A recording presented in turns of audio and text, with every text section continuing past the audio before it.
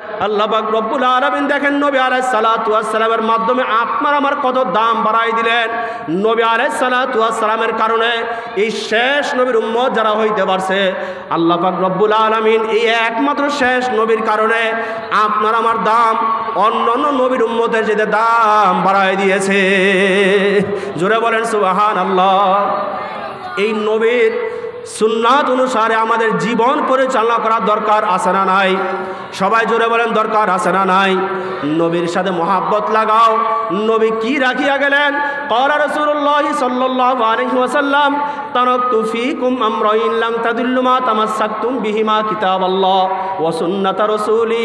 নবী আলাইহিস সালাতু ওয়াস সালাম বলেন, এ আমার উম্মতরা, দুইটা জিনিস তোমাদের মধ্যে রাখিয়া গেলাম, কোরআন এবং হাদিস। এই দুইটা জিনিসকে যদি আঁকড়ায় ধরতে পারো তোমরা কিয়ামত পর্যন্ত পথভ্রষ্ট হইবা না। জোরে বলেন সুবহানাল্লাহ।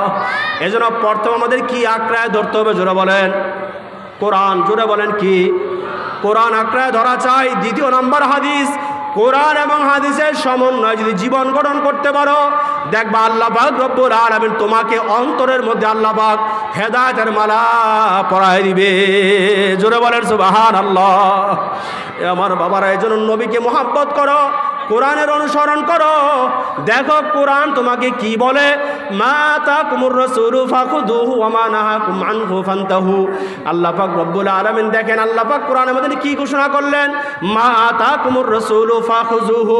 আল্লাহ রাসূল সাল্লাল্লাহু আলাইহি ওয়াসাল্লাম যা কিছু নিয়ে আসেন সব কিছু আঁকড়ায় ধরো। ওয়া মা নাহাকুম আনহু ফান্তাহু। আল্লাহ রাসূল সাল্লাল্লাহু আলাইহি ওয়াসাল্লাম যেই সমস্ত বিষয়ের থেকে আমাদেরকে নিষেধ করলেন ওই সবাই বিষয়গুলো আমাদের ছাড়িয়া দেওয়া দরকার। জোরে বলেন কথা ঠিক না ঠিক? আল্লাহ রসুল বলেন সুদ খাওয়া যাবে না, সুদ ছাড়িয়া দাও। আল্লাহ রসুল বলেন নামাজ ছাড়া যাবে না, নামাজ ধরিয়া ফেলাও। আল্লাহ রসুল বলেন মিথ্যা বলা যাবে না, মিথ্যা বলিও না। আল্লাহ রসুল বলেন অন্যায়ভাবে কার উপর আঘাত করিও না, জুলুম করিও না রে বাবা।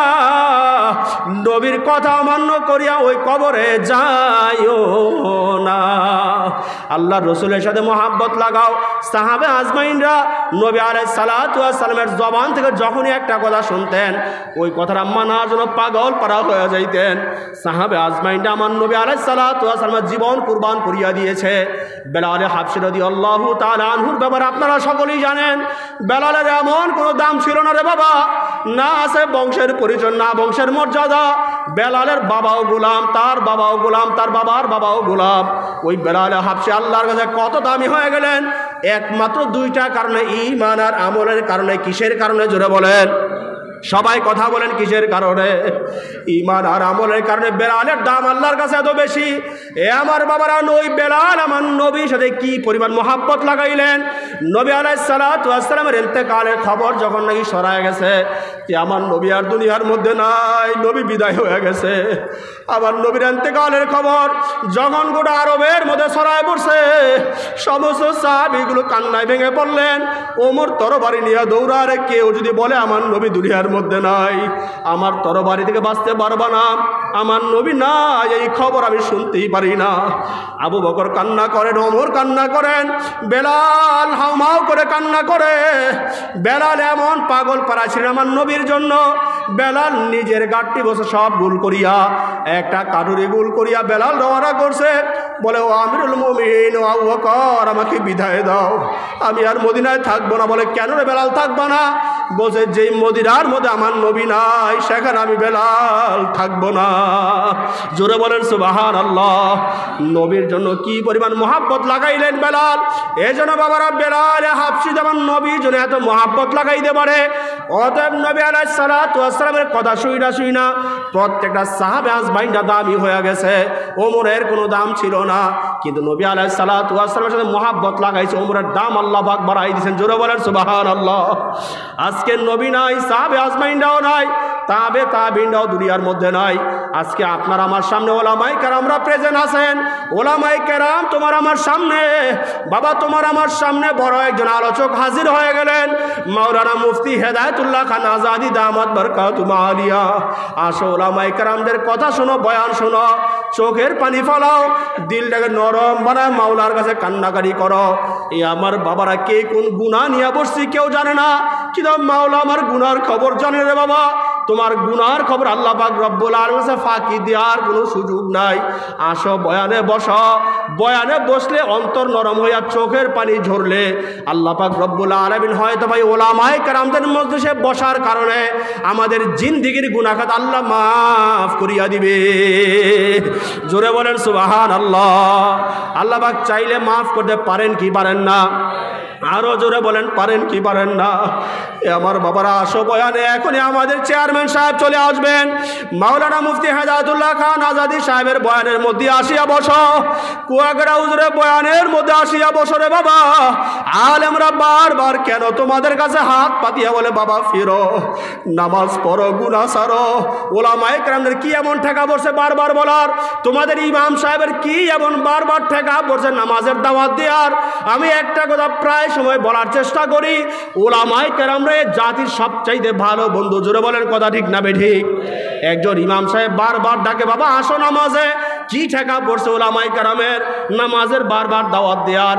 কি এই ঠেকা পড়ছে মাদ্রাসার শিক্ষকের বারবার নামাজের দাওয়াত দেওয়ার? কি ঠেকা পড়ছে একজন বক্তার বারবার নামাজের দাওয়াত দেওয়ার? কারণ একজন ওলামায়ে কেরাম কোরআন হাদিসের ভাষ্য অনুযায়ী দেখে, আহারে আমার সমাজের মানুষগুলো যেই পথে চলতেছে জাহান্নাম, জাহান্নামের আগুনে জ্বললে দাউ দাউ করিয়া জ্বলবে। যদি একজন আমার এলাকার মানুষ জাহান্নামের আগুনে জ্বলিয়া যায়, আমি একজন আলেম হিসাবে সহ্য করতে পারবো না। এজন্য ওলামায়ে কেরাম বারবার ধমক দেয়, বারবার নসিহত করে, আসো নামাজ পড়ো, গুনাহ ছাড়ো, মিথ্যা ছাড়ো, সুদ ঘুষ ছাড়িয়া মাওলার পথে চলার চেষ্টা করো। আল্লাহ পাক রব্বুল আলামিন নিজেই ফরমান, ফারিকুম ফিল জান্নাতি ওয়া ফারিকুম ফিস সাইর। রাস্তা মাত্র দুইটা, হয়তো জান্নাত নয়তো জাহান্নাম। কয়টা রাস্তা? সবাই জোরে বলেন, আরো জোরে বলেন, কয়টা রাস্তা? হয়তো জান্নাত নয়তো জাহান্নাম। এজন্য বাবারা নিজের বিবেককে প্রশ্ন করো, আমি কোন রাস্তার মধ্যে চলতেছি রে বাবা? আমার মহাব্বত কার সাথে আমি লাগাইলাম? আমার মহাব্বত কি নামাজি মানুষের সাথে নাকি বেনামাজির সাথে? একজন বেনামাজির সাথে মহাব্বত রাখলে দেখবেন সে নিজেও ধ্বংস হয়ে যায়, তার বন্ধুকেও ধ্বংস করিয়া ফেলায়। জোরে বলেন কথা ঠিক না ঠিক? এজন্য আমাদের বন্ধুত্ব গ্রহণ করার ব্যাপারেও আমাদের সতর্ক হওয়া চাই। ইসলাম এমন একটা জিনিস, ইসলাম শান্তির ধর্ম। ইসলাম যে অনুসরণ করে তার সাথে আমাদের মহাব্বত থাকবে, যে ইসলাম অনুসরণ করে না তার সাথে আমার মহাব্বত থাকবে না। জোরে বলেন কথা ঠিক না ঠিক? এজন্য আমাদের চিন্তা ভাবনা করা চাই। মহাব্বত লাগাইবা তো লাগাইবা একজন আলেমের সাথে লাগাও, মহাব্বত লাগাইবা একজন হাফেজে কোরআনের সাথে লাগাও, মহাব্বত লাগাইবা একজন মসজিদে মুয়াজ্জিনের সাথে লাগাও, মহাব্বত লাগাইবা তোমার এলাকার মধ্যে দেখো কোন মানুষটা নামাজি। দেখবেন একটা নামাজি মানুষের সাথে মহাব্বত লাগাইলে ওই নামাজি মানুষের কারণে তোমার মধ্যে নামাজ যদিও না থাকে, আল্লাহ পাক রব্বুল আলামিন তার কারণে তোমার মধ্যে নামাজের মহাব্বত ঢুকায় দিবে। জোরে বলেন সুবহানাল্লাহ। আল্লাহ পাক চাইলে পারেন কি পারেন না? এজন্য বলা হয় মান তাশাব্বাহা বিকওমিন ফাহুয়া মিনহুম, আল মারউ মা মান আহাব্বা। বাবারে যার সাথে যার মহাব্বত তার সাথে তার কিয়ামত। এজন্য ভালো আলমের সাথে মহাব্বত লাগাও। আজকে ফরাজি কান্দার মধ্যে এত বিশাল একটা মাহফিল রে বাবা, আসো ওলামায়ে কেরামদের মজলিসের মধ্যে আসিয়া বসো। অন্তত আল্লাহর কাছে বলতর, মাওলা আমার গুনাহ, কি গুনাহ করছি মাওলা জানি না, কত গুনাহ হয়ে গেছে মাওলা জানি না। আমি তো ওলামায়ে কেরামের মধ্যে বসার চেষ্টা করছি, বয়ান শোনার চেষ্টা করছি, মাওলা তুমি আমাকে মাফ করিয়া দাও। আল্লাহ পাক রব্বুল আলামিন কান্নাওয়ালা চোখের দাম সবচাইতে বেশি। যে বান্দা কান্নাকাটি করে, মাওলার কাছে রোনাজারি করে, দিলটাকে নরম বানায়, আল্লাহ পাক রব্বুল আলামিন দেখবেন ওই কান্নাওয়ালা চোখের কারণে অন্তরের মধ্যে, কলবের মধ্যে আল্লাহ পাক হেদায়েতের নূর জ্বালায় দেয়। জোরে বলেন সুবহানাল্লাহ। এজন্য আমার বাবার আফসোস একদিন করবেন, আজকে ওলামায়ে কেরামরা বয়ান করেন, ওলামায়ে কেরামদের কথা না শোনার কারণে আফসোস একদিন করবেন। বিচারের ময়দানে আফসোস করবেন আর বলবেন, আরে আমি কেন ওলামায়ে কেরামদের কথা শুনলাম না, কেন আমি ওয়াজ মাহফিলে গেলাম না, কেন নামাজের মধ্যে গেলাম না, কেন দ্বীনি নসিহতের মধ্যে আমি গেলাম না। বাবার আফসোস একদিন করবেন, কিন্তু সেই দিন কিন্তু কোনো উপায় হবে না। উকবা ইবনে আবি মুয়াইত কাফেরদের বড় একজন সর্দার, সেও একদিন আফসোস করবে। এ আমার বাবারা, কাফেরদের বড় একজন লিডার ছিলেন উকবা ইবনে আবি মুঈত। সে একবার কুরাইশদের উপস্থিত সবাইকে দাওয়াত করছে, সমস্ত কুরাইশদের উপস্থিতিতে অনেক মানুষকে মেহমানদারি করাইছে। নবী আলাইহিস সালাতু ওয়াস সালামকেও দাওয়াত করছে। আমার নবী ঘরের মধ্যে প্রবেশ করলেন। নবীজির ভাতিজা উকবা ইবনে আবি মুঈত দেখেন, বলতেছে আমার ভাতিজা মুহাম্মদ, ঘরের মধ্যে প্রবেশ করছো, খাবার কেন গ্রহণ করো না? নবী আলাইহিস সালাতু ওয়াস সালাম ডাক দিয়া বলে, চাচা আপনি যতক্ষণ পর্যন্ত কালেমা না পড়বেন ততক্ষণ আমি খাবার গ্রহণ করব না। জোরে বলেন আল্লাহু আকবার, আরো জোরে বলেন আল্লাহু আকবার। বাতিজা চাচাকে ডাক দিয়ে বলে, চাচা আপনি খাবার আমি গ্রহণ করব না যতক্ষণ কালেমা না পড়বেন। বলছে, বাতিজা মুহাম্মদ কি এমন শর্ত লাগাই দিলা? এই অবস্থার মধ্যে আমার কালেমা পড়া সম্ভব না, কি চাইবা বলো, সব আমি দিয়া দিব। বলেন, না চাচা, কালেমা না পড়ে খাবার গ্রহণ করব না। বলছে, বাজি এমন একটা বিপদে ফালাইলা, এখন তুমি খাবার না খাইয়া চলিয়া গেলে গোটা আরবের মধ্যে সি পড়বে যে সর্দারের বাড়িতে এসে মোহাম্মদ মেহমান না খাইয়া চলিয়া গেছে।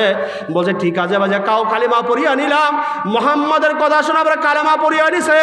নবী আলাইহিস সালাতু ওয়াস সালাম খাবার গ্রহণ করলেন। খাবার শেষ করে নবী চলিয়া গেলেন। কিছুক্ষণ পরে আবু জাহল উতবা সাইবা ঘরের মধ্যে প্রবেশ করলেন। বলছে, উতবা কাজটা করলা কি? কেন কালেমা পড়লা? আমাদের ধর্মে তো বের হয়ে গেলা, কাজটা করলা কি বলো? আমাদের সাথে বন্ধুত্ব যদি টিকাইতে চাও, যাও মুহাম্মদের কাছে গিয়া তার কালেমা, তার চেহারা বরাবর থুক মারিয়া ফিরাই দিবা। জোরে বলেন নাউজুবিল্লাহ। তার চেহারা বরাবর থুক মারো, গিয়া কালেমা ফিরাই দাও। উকবা ইবনে আবি মুঈত দেখেন জালেম, কত বড় জালেম। আমার নবী আলাইহিস সালাতু ওয়াস সালামের কাছে গেছে, যাওয়ার পরে থুক মারিয়া বলেন, রে মুহাম্মদ তোর কালেমা, আমি তোমার কালেমা ফিরাই দিলাম, আমি তোর কালেমা গ্রহণ করি নাই। নবী আলাইহিস সালাতু ওয়াস সালাম বড় কষ্ট পাইলেন, দিলটা নরম হয়ে গেল। আল্লাহ পাক রব্বুল আলামিন নিজে কালামুল্লাহর মধ্যে ফরমান, ইয়াউমা ইয়াদুজ জালিমুনা আলা ইয়াদাইহি। এই যে জালেম উকবা ইবনে আবি মুঈত কাল কিয়ামতের দিন আফসোস করবে আর আঙ্গুল কামড়াবে আর বলবে, ইয়াউমা ইয়াদুজ জালিমুনা আলা ইয়াদাইহি। নিজের হাত কামড়াবে আর বলবে, আর আফসোস, কেন আমি মুহাম্মদের কালেমা ফিরাই দিলাম, কেন আমি চেহারা বরাবর থুক মারলাম, কেন কালেমার মালা আমি পড়লাম না। যদি আমি কালেমা নিয়ে আজকে বিচারে ময়দানে আসতাম, আমার জাহান্নামে যাইতে হইতো না। আফসোস একদিন করবে, একটু বলেন তো সেই দিন আফসোস করার কারণে উকবা ইবনে আবি মুঈতের কোনো ফায়দা হবে নাকি? জোরে বলেন, কোনো ফায়দা হবে নাকি? কোনো লাভ নাই, কোনো ফায়দা নাই। ঠিক তদ্রুপভাবে উকবা ইবনে আবি মুঈতের মতো এ সমাজের কিছু মানুষ একদিন আফসোস করবে বিচারের ময়দানে উঠার পরে, দেখবে তার আমল নামায় গুনাহ, গুনার গুনাহ, গুনার গুনাহ। আর আমি কেন আলেমের কথা শুনলাম না, কেন নামাজ পড়লাম না, কেন আমি মাওলার পথে চললাম না, কেন অমুক আলেমের কথা শোনার পরে বয়ানে বসলাম না, আফসোস করবে। কিন্তু বলেন তো, যত আফসোস বিচারের ময়দানে হবে, সেই দিন আফসোস করলে কোনো কাজে আসবে নাকি? এজন্য বাবারা, আজকে যারা এই মজলিসকে নিয়ামত মনে করলেন না, যারা মাহফিলে বসতে পারলেন না, আফসোস একদিন করবেন, বলবেন, আর আহারে কেন আমি গেলাম না, কেন আমি আলেমের কথা শুনলাম না। এজন্য বাবারা, আসো এখনই চেয়ারম্যান সাহেব বয়ান শুরু করবেন, বয়ানে বসিয়া নসিহত শোনো, দিলের পরিবর্তন ঘটাও, মাওলার কাছে তওবা করো। হায়াতের কোনো গ্যারান্টি নাই, মৃত্যুর কোনো গ্যারান্টি নাই রে বাবা, যে কোনো মুহূর্তে আমাদের মৃত্যুবরণ হয়ে যেতে পারে। এই যে আমরা এমন একটা গুরুত্বপূর্ণ দামি মজলিসে আসলাম, এই মজলিস থেকে আল্লাহ পাক চাইলে হয়তো বাড়িতে যাইতে পারবো, আল্লাহ পাক যদি না চান এই মজলিস থেকে আমরা বাড়িতে কেউ যাওয়ার শক্তি রাখি না। জোরে বলেন, কথা ঠিক না বেঠিক? আল্লাহ পাক চাইলে আপনারা আমার হায়াত হয়তো বাড়িতে পর্যন্ত পৌঁছায় দিবেন, হায়াতের কোনো গ্যারান্টি নাই। নবী আলাইহিস সালাতু ওয়াস সালাম এই হায়াতের ব্যাপারে আলীকে একবার প্রশ্ন করে, আলী তুমি মৃত্যুকে কতটা কাছে মনে করো? বলতেছি, ইয়া রাসূলুল্লাহ, আমি যখন নামাজের মধ্যে দাঁড়ায় যাই, নামাজের মধ্যে আমি যখন দাঁড়ায় যাই, নামাজের মধ্যে দাঁড়ানোর পরে ইয়া রাসূলুল্লাহ, আমি যখন নাকি প্রস্তুতি গ্রহণ করি, ওযু করি নামাজের জন্য, আমি নামাজের জন্য মসজিদে দৌড়াই, নামাজে দাঁড়ানোর পর আমি চিন্তা করি পরবর্তী ওয়াক্ত আমি পড়তে পারবো কি পারবো না। বলছে, রে আলী না, মৃত্যু এত দূরে নয়, মৃত্যু আরো নিকটে। তুমি নামাজ শেষ করার পরে আত্তাহিয়াতুর বৈঠক ঘটার পরে যখন ডান দিকে সালাম ফিরাও, সালাম ফিরায় তুমি বাম দিকে চিন্তা করো যে আমি বামে সালাম ফিরে দিতে পারবো কি পারবো না। মৃত্যু এতটা নিকটে রে বাবা, কিন্তু আজকে সমাজের অবস্থার দিকে তাকাইলে দেখা যায় গুনাহ, সকালে গুনাহ, বিকালে গুনাহ, ঘরে গুনাহ, বাহিরে গুনাহ। জোরে বলেন কথা ঠিক না বেঠিক? আরো জোরে বলেন কথা ঠিক না বেঠিক? এজন্য বাবারা গুনাহ মুক্ত জিন্দেগি গড়ার চেষ্টা করো। হায়াতের কোনো গ্যারান্টি নাই আমার বাবারা, হায়াতের যেহেতু কোনো গ্যারান্টি নাই রে বাবা, ঈমান আমল মজবুত না করিয়া মাওলার কাছে কেউ যায়ও না। আসো বয়ানে বসো, আল্লাহর কাছে তওবা করো। আল্লাহ পাক রব্বুল আলামিন দেখবেন আপনার এই গুনাহ গাতা হয়ে যাবে, যা আমল নামায় হয়ে গেছে এই মজলিসের কারণে আল্লাহ পাক জিন্দেগির সমস্ত গুনাহ খাতা মাফ করিয়া দিবেন। জোরে বলেন সুবহানাল্লাহ। নারে তাকবীর।